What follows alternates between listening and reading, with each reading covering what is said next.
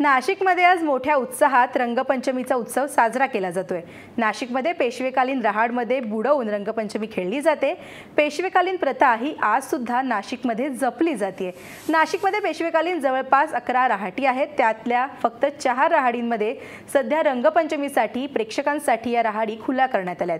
पण यंदा तांबट लेन परिसरामध्ये जवळपास 40 वर्षांनंतर पहिल्यांदाच एक रहाड उघडण्यात आली। त्यामुळे या तांबट लेन मधल्या रहाडीमध्ये रंग खेळण्याची मजा नाशिककरांनी लुटली।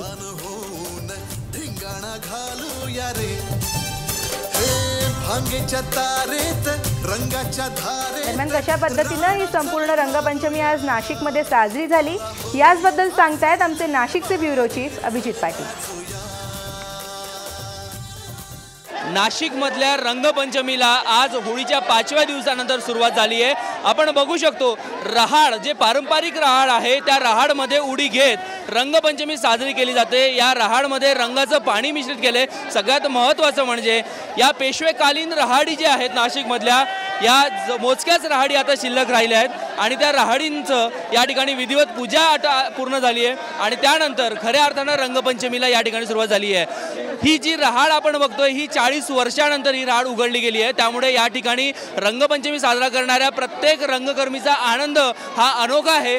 ज्यांनी याचं नेतृत्व केलेलं आहे ते आपल्या सोबत आहेत। काय सांगणार या रहाडीबद्दल? या रहाडीबद्दल काय बोलायचं, नवीन पिढीला समजलंय नवीन पेशवेकालीन रंगपंचमी कशी व्हायची। ही जी आता एकोपा बघतायत तुम्ही या रहाडीमुळे एकत्र आलेला सगळं संपूर्ण भद्रकाली परिसर नाशिकच्या लोकांना यांचे उत्साह लागलेला आहे या रंगाचा।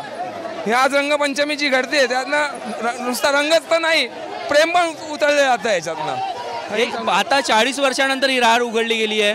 खऱ्या अर्थानं नाशिकची संस्कृतीची जतन करण्याचा प्रयत्न तुम्ही करतायत। नवीन पिढीला एक आदर्श घडवून देण्याचा प्रयत्न करतात। काय सांगणार?